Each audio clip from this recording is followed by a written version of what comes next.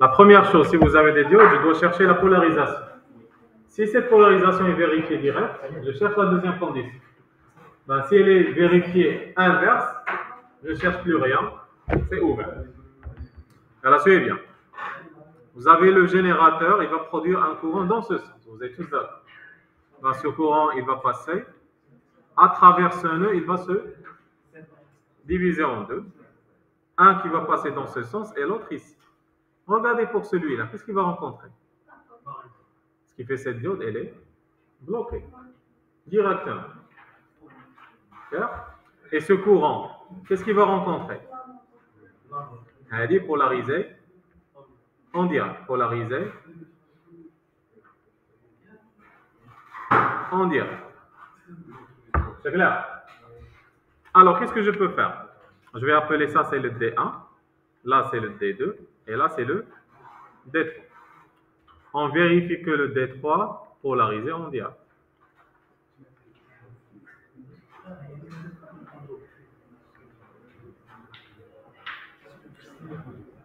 Oui ou non? Ou bien autrement, comment je peux la vérifier?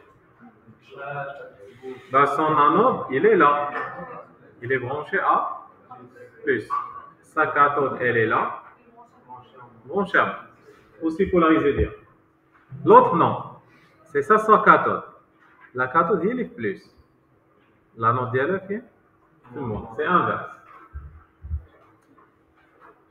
Oui, mais raisonner sur le courant, c'est plus simple. Regardez, si le D1 est bloqué, est-ce que le D2 passe? Elle va être aussi bloquée. Parce que le courant ne va pas passer. Il va être sans les deux. Autrement dit, si vous avez, messieurs, un peu de silence. Si vous avez deux diodes comme ça, qui partagent le même cathode, ou bien deux diodes comme ça, qui partagent le même anode, c'est toujours bloqué.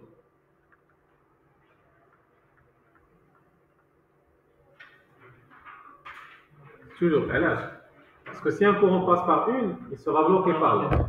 Toujours. On peut dire que l'une bloque l'autre.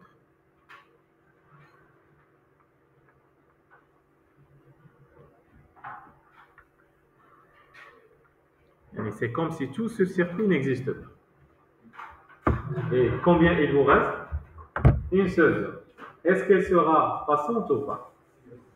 Parce que comme le générateur c'est 10 volts, il y a 0,7. Non, il reste suffisamment de tension pour qu'elle passe. N'est-ce pas? Il y a comme 10 volts, il y a une seule taxe. Un seul taxe. Son VAK il sera supérieur à 0,7. Vous avez compris ça? Ben, pour faire ça, il faut oublier ces deux diodes qui restent. Oublions les résistances. Qu'est-ce que vous avez? VAK est égal à 10. C'est largement supérieur à 0,7. Alors on peut dire que E elle est très supérieure à VS. Dans ce cas, D3 elle est passante. Mais le D1 et D2 sont bloqués. Bien, ils sont bloquantes, plutôt. Ce qu'on dit passante, c'est bloquant. Alors là, la partie plus c'est vers l'anode, la partie moins c'est vers la cathode. Ça sera le VS. Ça c'est R1, ça vous donne VR1. Ça c'est R2, ça vous donne le VR. Le courant il passe dans ce sens. Et ça c'est le E. En appliquant la loi des mailles, comme tout à l'heure,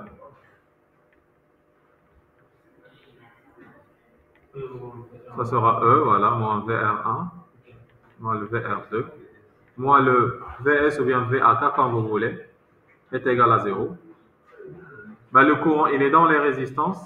C'est lui qui traverse les résistances, moins I R1, moins I R2, moins VAK égal à 0. C'est E moins I facteur de la somme des résistances, moins VAK est égal à 0. Directement, le courant, ça sera E moins VAK sur R1 plus R2. Application numérique, 10 moins 0,7 sur 100 plus 330, ça vous donne 21,6. Là, vous êtes plus précis.